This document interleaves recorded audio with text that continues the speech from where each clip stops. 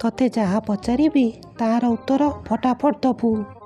ହଁ ସାର୍, ନହେଲେ ତୋ ପିଠିକୁ ମୋ ବେତ, ବୁଝିଲୁ?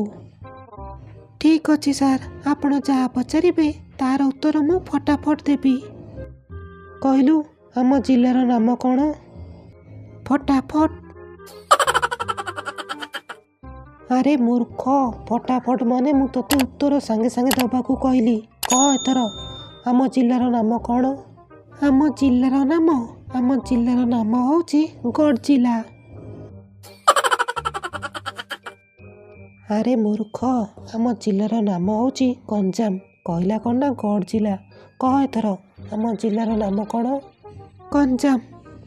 ଏବେ କହ, ଅଧିକ ପାଣି ପିଇଲେ କ'ଣ ହବ? ଅଧିକ ପାଣି ପିଇଲେ ଅଧିକ ମୁତ ଲାଗିବ।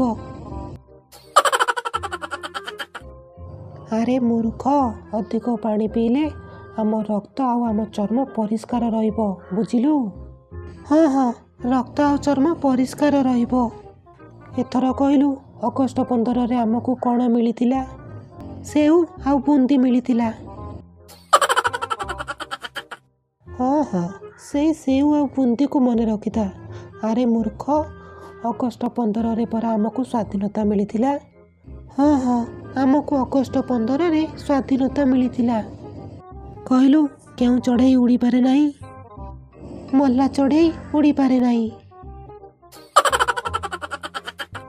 ଆରେ ମୂର୍ଖ, ଏମୁ ପକ୍ଷୀ ଉଡ଼ିପାରେ ନାହିଁ। ଏଥର କହ କେଉଁ ପକ୍ଷୀ ଉଡ଼ିପାରେ ନାହିଁ? କେମୁ ପକ୍ଷୀ ଉଡ଼ିପାରେ ନାହିଁ। ଆରେ ମୂର୍ଖ, ଏମୁ ପକ୍ଷୀ ଉଡ଼ିପାରେ ନାହିଁ। କହିଲା କ'ଣ ନା ଗେମୁ ପକ୍ଷୀ ଉଡ଼ିପାରେ ନାହିଁ। ଏବେ କହ କେଉଁ ପକ୍ଷୀ ଉଡ଼ିପାରେ ନାହିଁ? ଏମୁ ପକ୍ଷୀ ଉଡ଼ିପାରେ ନାହିଁ। କହିଲୁ ଯଦି 2 ଟଙ୍କାରେ ଗୋଟିଏ ବରା ମିଳେ ତାହେଲେ 10 ଟଙ୍କାରେ କେତୋଟି ବରା ମିଳିବ? ହଁ ସାର୍, ଏଇଟା ମୁଁ ଜାଣିଛି। 10 ଟଙ୍କାରେ 4ଟା ବରା ମିଳିବ।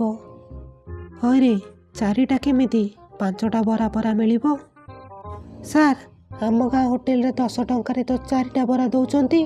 ପଚାରିଲେ କହୁଛନ୍ତି ଆଉ 2 ଟଙ୍କାର ତ ତରକାରୀ ଦେଲୁ। ଯଦି ଆପଣମାନଙ୍କୁ ଭିଡ଼ିଓ ଭଲ ଲାଗିଲା ତାହେଲେ ଭିଡ଼ିଓକୁ ଲାଇକ୍ କରନ୍ତୁ ଆଉ ଚ୍ୟାନେଲକୁ ସବସ୍କ୍ରାଇବ୍ କରି ବେଲ୍ ବଟନ୍ ତାକୁ ବି ଦବାଇ ଦିଅନ୍ତୁ।